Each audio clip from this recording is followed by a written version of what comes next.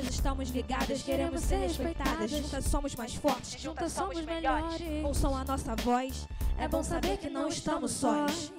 Podemos ser o que quiser.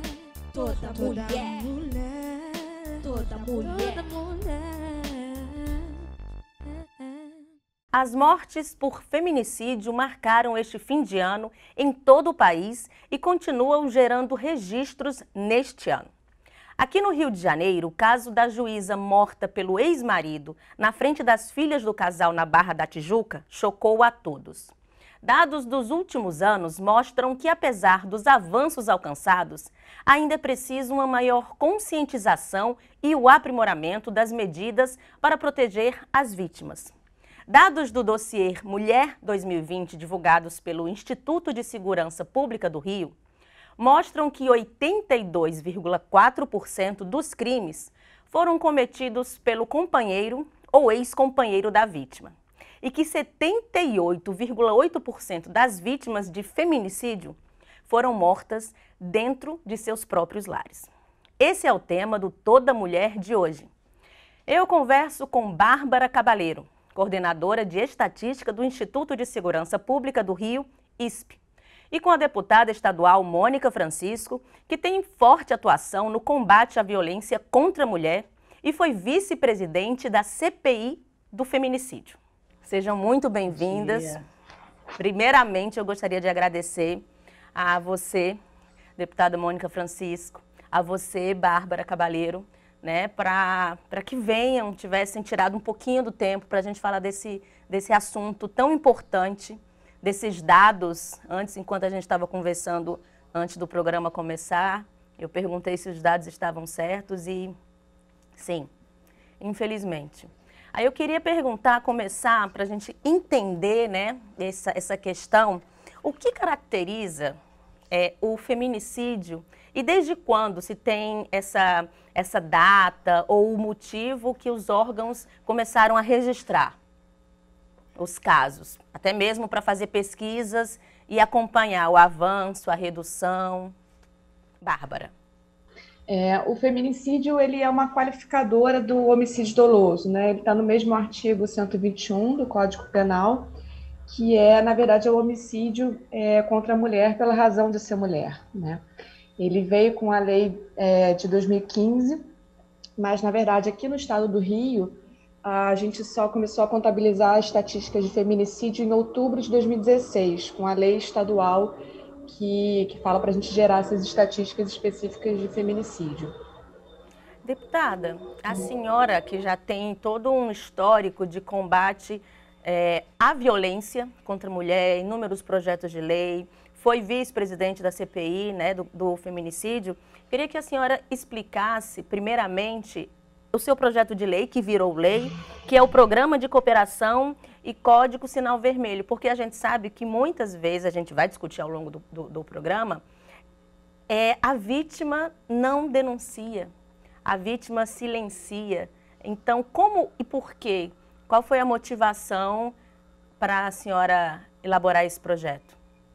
E como funciona?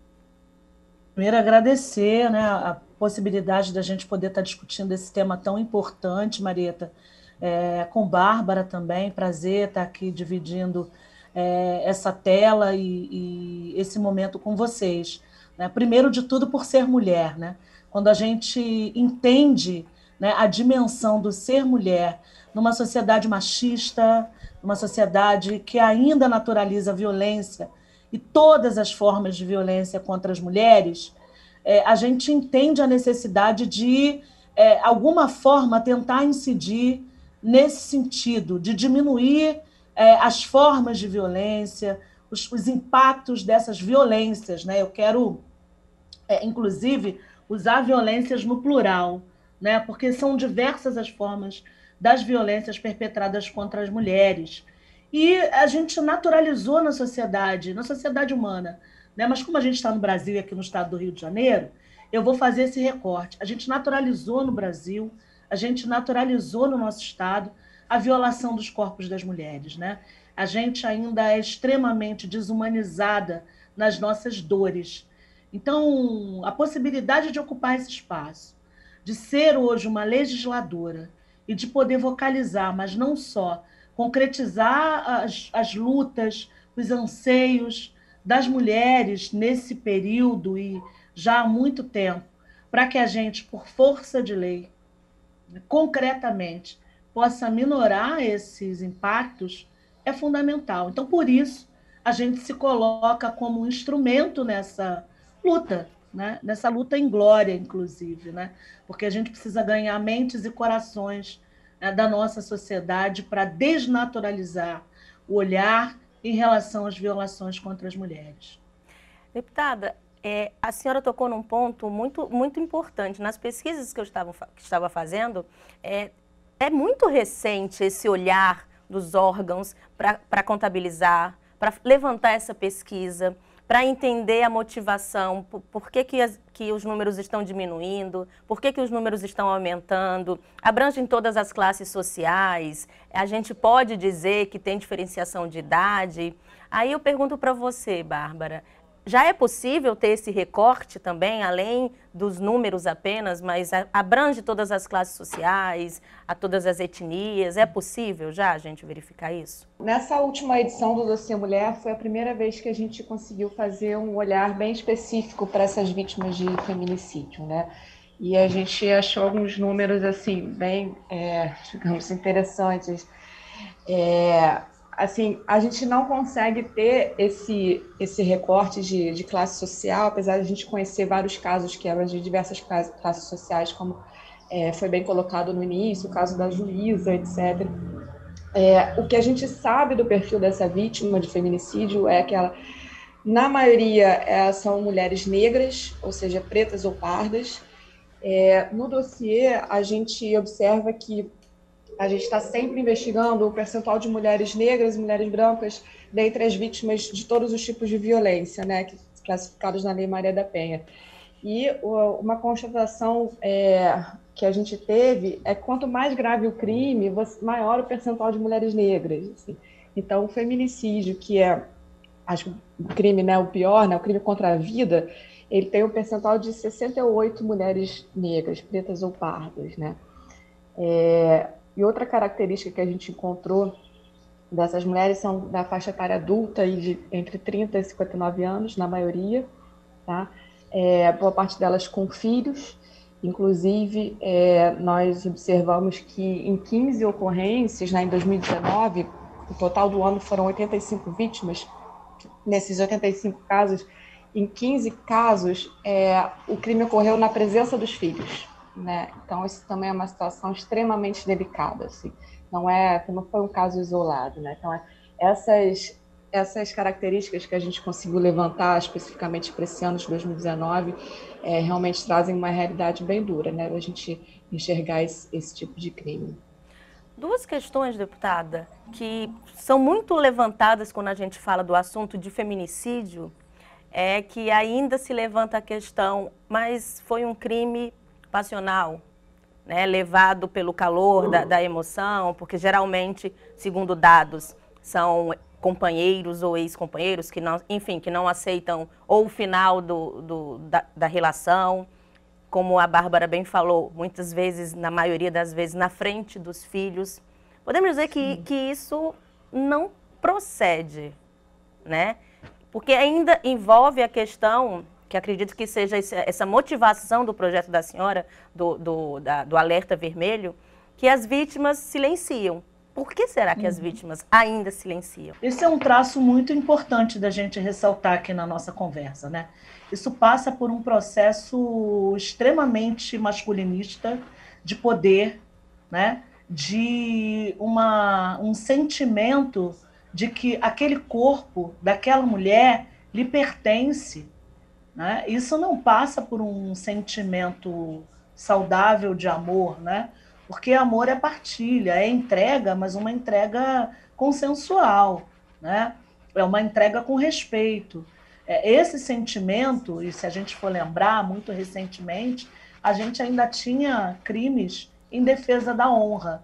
Ou seja, o homem mata, né? Porque ele se sente lesado, ele se sente aviltado de alguma forma, na sua honra masculina, no seu privilégio masculino, de ter domínio sobre o corpo da sua, né, mulher.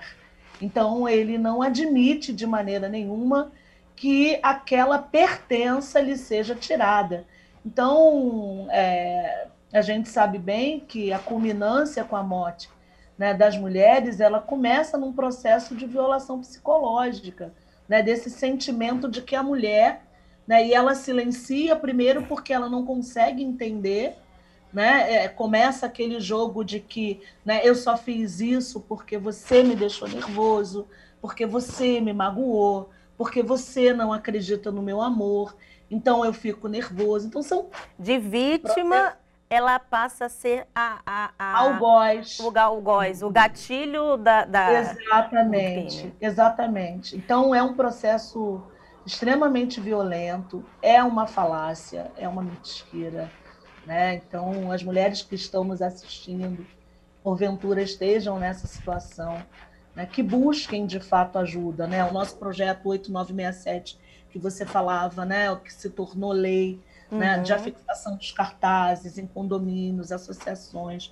né, é exatamente para isso, para que essa mulher ela possa, em alguma medida, saber que existem espaços de acolhimento, espaços em que elas possam ser, né, acolhidas, atendidas, ouvidas. Claro que a gente ainda não tem o modelo ideal de sociedade que acolha, né, que administre de maneira ordenada e coordenada esse atendimento. Mas a gente tem mecanismos, né? Desde 2006, com a implementação da Lei Maria da Penha, a gente teve um avanço muito grande, não da forma que a gente gostaria, né? A Bárbara, inclusive, se quiser, pode me complementar, já que, né, tem esses números muito bem